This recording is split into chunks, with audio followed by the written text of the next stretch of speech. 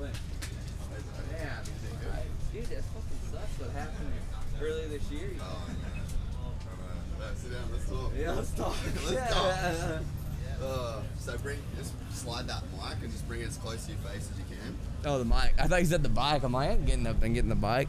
Nah, bro. Ronald, what's up? Oh, we're just out there in AUS-X Open trying to do our thing, you know?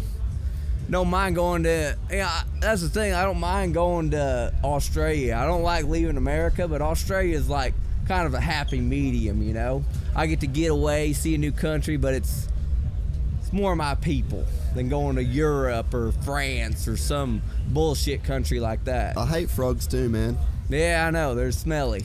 Dude, what's up with the security? Are you like a watched guy now, like in Australia, because of what happened last year? And people don't know. You actually won. You were doing cross training in the 90s for moto, obviously. And you were doing amateur boxing, and you won a lot of amateur boxing fights. So what happened last year, in my eyes, is kind of bullshit, because that was like a blind shot on you. You know, it's just typical Ron stuff. I always get juked out of situations. I actually created MMA, mixed martial arts. I created that whole thing. Because when I used to box professionally, I used to pull dirty moves all the time. You know, I'd throw a kick in every now and then, and a jab, a boom, wheel punch. I'll put you in a headlock. And they said, that's not legal. I said, let's create this thing. And, you know, they took it and ran with it. That was my idea. And, you know, if you want to talk about that security guard who tackled me last year, you knew I threw some MMA on him afterwards. You know, that's what I heard as well. Headlock. I busted up pretty good. He's all like, oh, Ronnie, please don't kill me in front of my family and my friends. And I said, all right, whatever, you know. I'm a nice guy like that. It was one. I got the vibe. It was one of those situations where he said sorry straight away. Oh after, yeah. Because you know when you fucked up.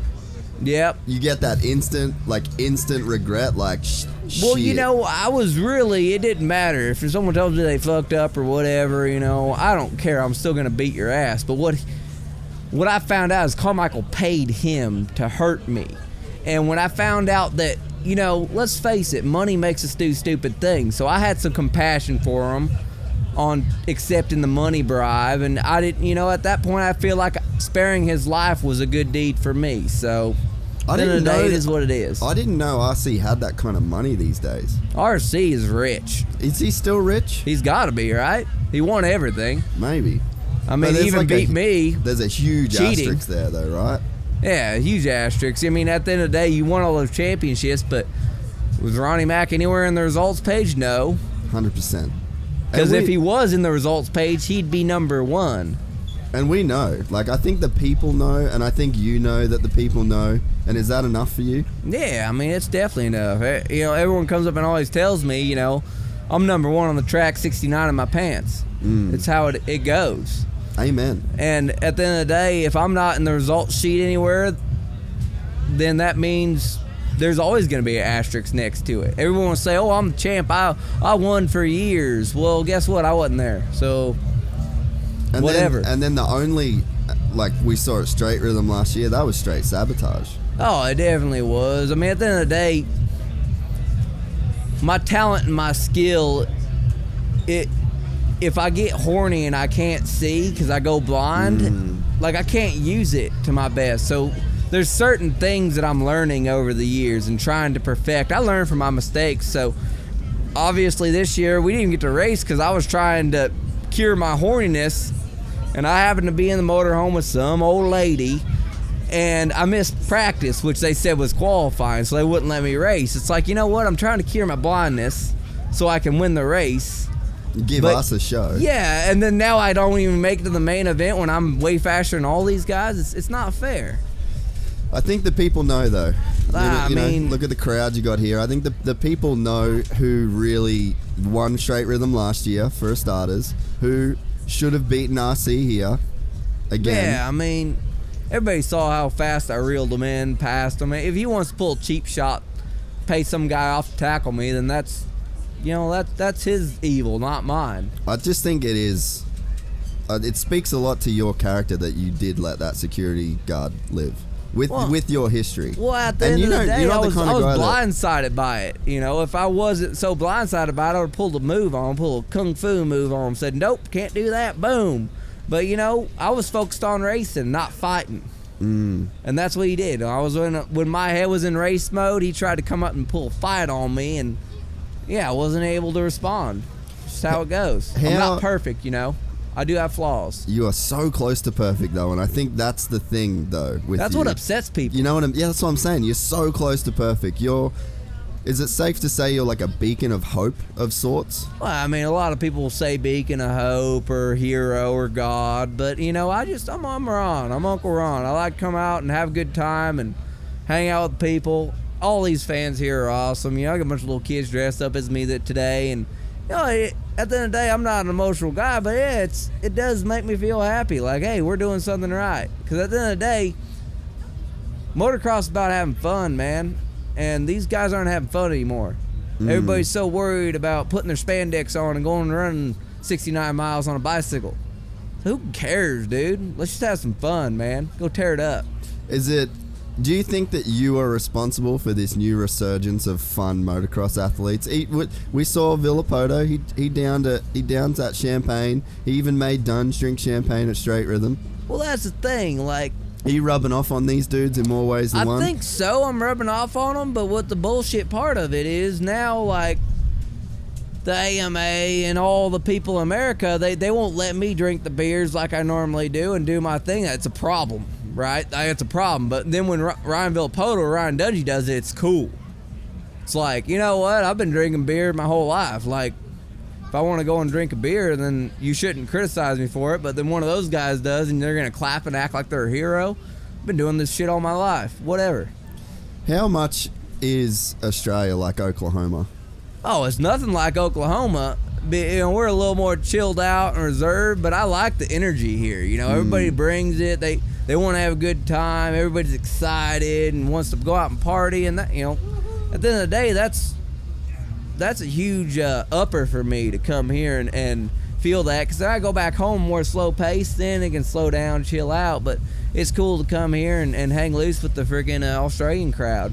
Right, so we just had Dayton on, and I just said to Dayton, do you remember when you first met Ron? Because I was in the industry back in America. I knew some people and would do some filming, and I'd be paid by the big corporations like Red Bull to go to Trey Kennard's house in Oklahoma. And this was before you decided that you wanted to come out into the public. And we'd go to film Trey Kennard's house. Yeah, Trey Kennard, yeah, Justin Bogle, yeah, Robbie Reynard would be there from time to time. And then you were legitimately smoking these dudes, but you decided for whatever reason to really lay low. Well, that was the thing. How I met Trey Kennard and got out there and got seen by people was I was at the dang Black Hawk Casino, and I believe Justin's family owns that. Bogle, he's an Indian. Is he an Indian? He owns the Indian Casino. And I was there gambling one day, and I saw him there, and I said, hey, I know who you are. I race dirt bikes too. I'm way faster than you. Faster, obviously. And he wanted me to prove it. And I'm like, you know, I started talking to him, whatever. I'm not much for talking. I'd rather show you. So I went out there one day, and you know, Trey didn't invite me out there. I showed up there with Justin, and I laid it down. I was going faster than him. So then I kind of had him on my side, right? Like, this guy Ronnie's good. We need to take his advice and train with him. And then there was some jumps that were built out at the track that Trey didn't want to jump. Nobody wanted to jump, nobody wanted to hit them, and they came to the casino when I was there gambling, and they said, hey, you know what, like, can you please come out and jump some of these jumps? They're too scary and too big for us. And how long was this after you first went to the track? I mean, this was probably about, 6 or 9 months after I went out there and rode, I'd say. And I get out there, and obviously, like, I'm jumping further and faster than anybody. My speed is incredible, and then that's when Trey Kennard just kind of like, we had this kind of thing click where anything he was ever scared or nervous about, he calls Uncle Ron to have him come test it out first. So is that where the name Uncle Ron really came from? Because you were like this uncle to these guys that were getting paid to race and were doing the whole AMA thing. Yeah. And you were like Uncle Ron that was really helping them. Well, that's the thing is, like, you know, let's face it, Dad's not cool. Dad's got to be a boss. Yeah, Dad's got to be mad. He's got to say what's going on. I'm the uncle that's like, hey, man, I know what the fuck I'm doing. I'm old. Like, let me give you my wisdom. Let me have some fun with you. I'm gonna be your Uncle Ron for the day. And you know, Trey calls me Uncle Ron, so does Justin, so that's kind of why it stuck. That makes a lot of sense why the whole Uncle Ron thing. And so it was about that time Bogle then starts winning. Go figure. You know, literally Kennard starts winning. The year Go that figure. I started working with Justin, he won the championship. And after that, obviously, everybody comes up to him and says, "Ooh, let's do this, let's do that. Go train with Ricky Carmichael, or let's go and get some advice from a real guy." And then it just goes downhill from there. But, because it's not just the physical, right? It's the mental side. No, it's the mental. That comes It's just, with you know, having fun, getting in the right mojo. And that's the thing. These people don't understand is there's so much more to racing than some chode like Carmichael can tell you. 100%. You know, like there's so much more. And I'm not saying that I'm for everybody, but for a guy like Justin Bogle, maybe I was everything. But you you're know? for winners. He keeps on calling me, want me to work with him again. I'm like, dude, I've been down that road before, man. You bail out on me once, well, fuck you. And then when did you decide to take this whole thing public? But I mean, obviously, how did it happen? Because you were so low key for so long. Like, we all knew about you. What happened was, like, the people in the industry obviously knew. What happened was the dinged old YouTube started. And once people saw my speed, they started climbing on board. You know, bandwagoners. Oh, now I'm on board. You know, this guy can ride. Hey, like Panther fans. Yeah, this guy can ride. Look at it. Oh man, this is cool. You know, and then I start coming out and racing, and I'm fast, obviously. So people like to see. You know, and I think my core audience, I'd say, likes all my shenanigans I get into too, but at the end of the day, I don't try to be Ryan Villapoto, Ryan Dungey, Ricky Carmichael. You know what? Fuck those guys. Whatever. You know, I'm Uncle Ron. Whether or not I'm in last place or first place, I'm still gonna be Uncle Ron. And at the end of the day, you know, if you don't like it, then piss off. So you're going over to Townley's for a little bit after you get done winning this weekend. Yep. Have you had much to do with Townley? Were you involved in his 08 season where he was really close with Villapoto? Well, you know what's funny is, like, I'd actually met the guy who replaced him in 2008. I met that Jimmy Albertson guy because he lived in Shawnee and rode at Trey's place too. He was at Trey's too, right? And he replaced him, and he'd talk about how nice Ben Townley was. Oh man, what a nice guy. But at the end of the day, I'd tell him, like, be careful, he's still a commie. Yeah. He's still a communist. Watch out. He's being nice to be. And he'd always say, no, he's just a good guy, he's good at heart or whatever. But, you know, I'm about to see. I'm going to look him straight in the eye when I get to Australia or New Zealand, and I'm going to say, hey, man, who are you? What's your deal? And, you know, what can we do out here? You know, we going to have a good time? We going to do some racing, drinking some beer, or are we going to play this off like Ricky Carmichael and be a bunch of assholes? Can you tell by looking in a man's eye? Oh, for sure. They don't have to say nothing. You just tell by how they stare at you, whether or not they're a good man or not. It's like a dog, you know. If a dog stares you in the eyes, he's a good dog. If he looks away, you might as well beat that dog to death because he ain't worth a shit. And what did you see when you see Ricky Carmichael's eyes? Oh, he just constantly looking at the ground like a bad dog. Yeah, okay. He's a bad dog. They might call him the GOAT, but he's more like a bad dog. The GOAT. What did you think about the GOAT nickname? Hey, it's what it is, right? Like, everybody wants to hop on the GOAT bandwagon, but, you know, I just don't like the simple fact that he pulled so much shenanigans on me. You know, and he trying to take me down, knock me down a notch. It's like, you know, at the end of the day, why don't we just go out there and race fair, not try to pull no cheap shots? But isn't it obvious, though, that he just can't beat you straight up? Well, I mean, I think it's obvious to people like me and you, but to the public, it is what it is. You know, people want to go out and they want to say that Carmichael's the greatest of all time. Yes, he's a good racer, but the greatest of all time, like, that's a pretty big title that when somebody says the greatest of all time, they beat all aspects. And I'm going to tell you what, I beat him at many more things in life than he beats me. And he ain't ever crossed no pond the way that Ron has. Oh, no, he ain't crossing no pond. He ain't freaking jumping. He ain't jumping as far as me, that's for sure. You know, he ain't going as fast as me.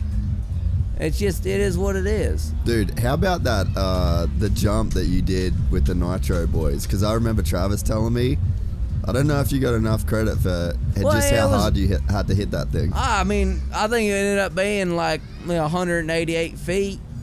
I'd jumped bigger than that by quite a bit more, and they all looked at me like I was silly. They were like, "Hey, you don't know what you're doing out here. We're worried about you casing the jump. We're worried about you landing in the helicopter." It's like, yeah, whatever. Just let me jump it. I told him, I got to hit 69 miles per hour. And we put the speedometer on the bike. I hit it at 68 miles per hour, but I think that the speedo was off. It felt more like 69 to I was me. going to say, like, if anyone knows what 69 feels like, it's Ron. Yeah, it feels good for both sides. Exactly. 69 feels good for everybody. So that's the thing. Like, yeah, you show up there and everybody wants to preach advice. Like, oh, let's do this, let's do that. But at the end of the day, I go big. That's what I do for a living. So piss off. And did you tell Travis, like, hey, bro? Because we talked about this with Travis on the podcast, that you actually were the one that shaped the lip at Castillo Ranch that he calls the $1 million jump. So what did Travis do wrong in that jump? Because you told him what to do, right? At the end of the day, he wasn't on a screaming eagle. Yeah. Like, I can't judge what's going to happen on a banana bike piece of shit. I can only judge what's going to happen on my screaming eagle. And, obviously, the bike doesn't go fast enough. And my bike does. So I told him, he asked what gear I was hitting it in. And I said, oh, yeah, I hit it in first gear. Well, he tried to hit it in first gear, and he didn't even jump halfway up it. Because he's not on a screaming eagle. He's on some piece of shit banana bike trying to do stunts that are way above his ability.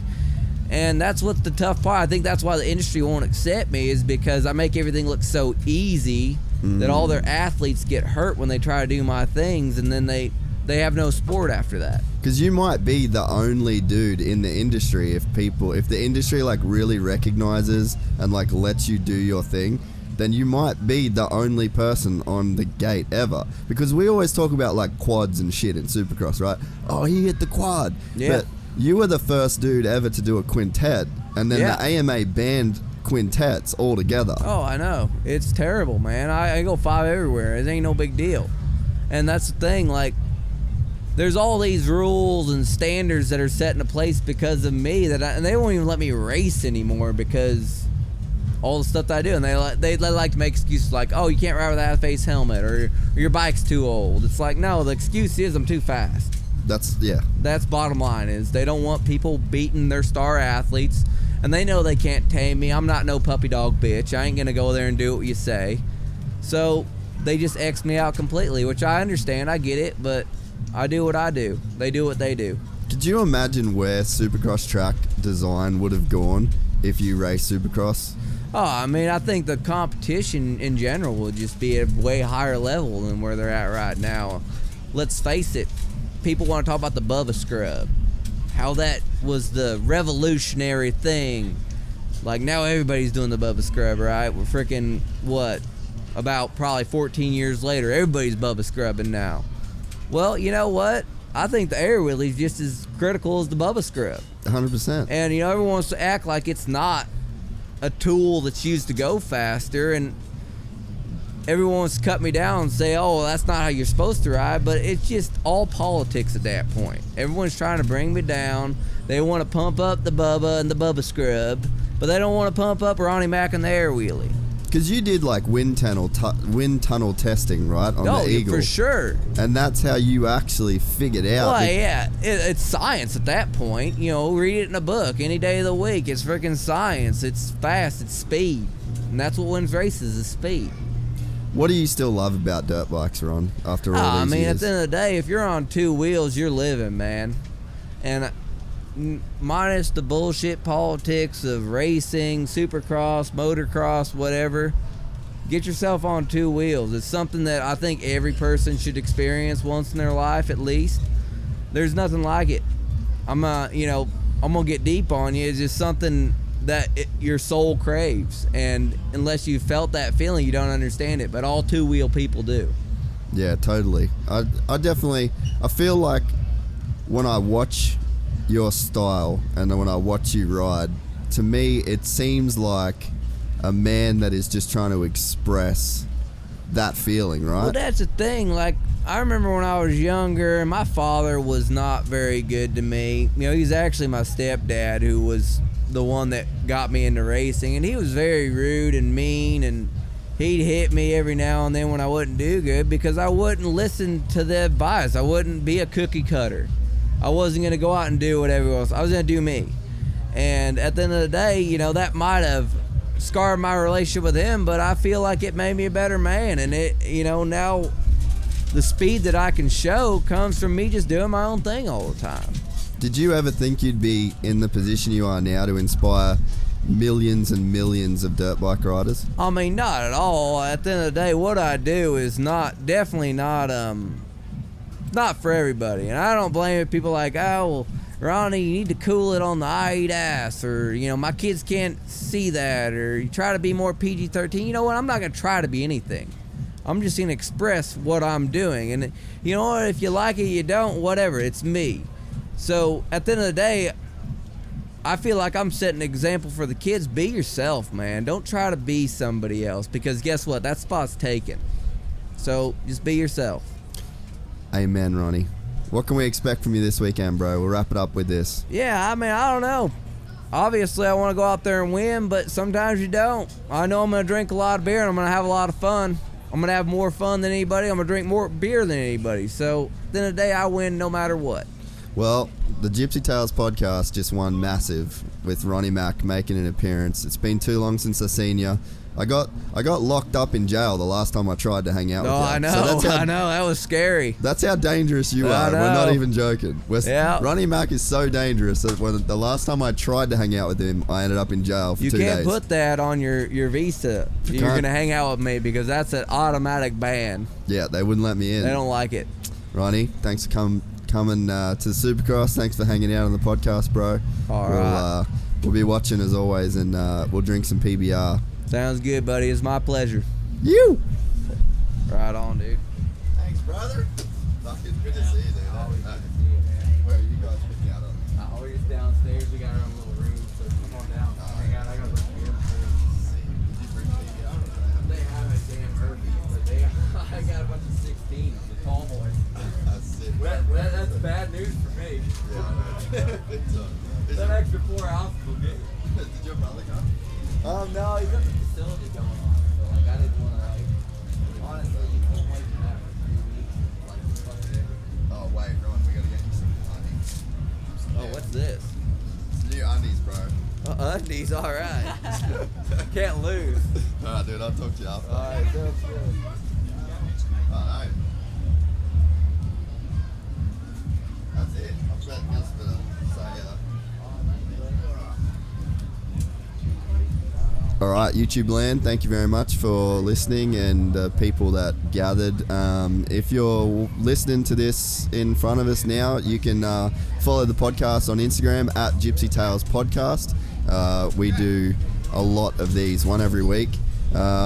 Normally it's in the studio, not at the Supercross track, and you can download these on iTunes or Spotify.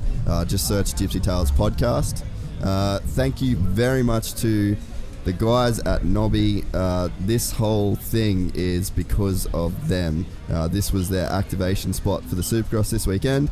They gave it to us and said, boys, do your worst.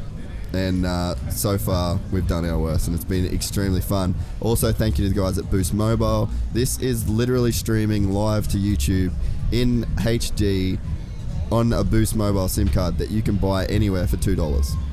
And we've hotspotted it to our computer, and we're streaming live. Also, a massive thank you to the guys at Rival Inc. You can head to their website and type in the code GypsyTales for 15% off store-wide.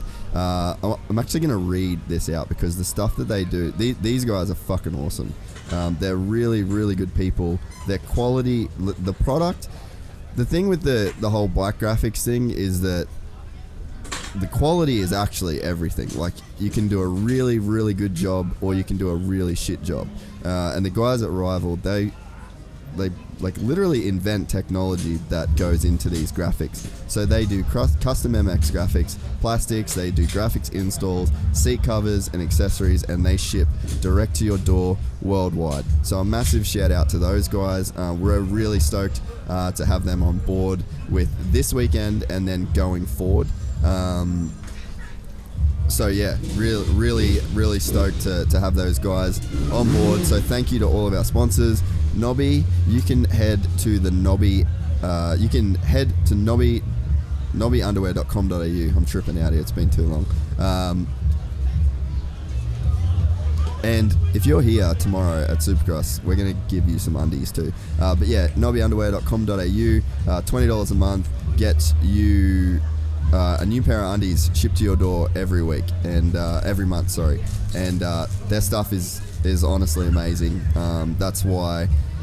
That's why we've really extended our partnership with those guys, because the quality of the product is so good. And yeah, we're excited that those guys want to continue to work with us. It's a really awesome partnership. So thank you very much for watching. It was a very loose and random podcast, but I had fun as always. So if you've been watching this on YouTube, thank you very much. If you're listening on iTunes, really appreciate it. We will be back tomorrow for another live podcast, live from AUS-X Open. I'm not sure if there are still tickets available, but if you're in Sydney and you're a fan of the podcast, then you need to just jump online, see if you can get yourself a ticket and make it happen. It's an awesome weekend. This is one of the best weekends of the year for mine. So thanks very much, guys. I appreciate it.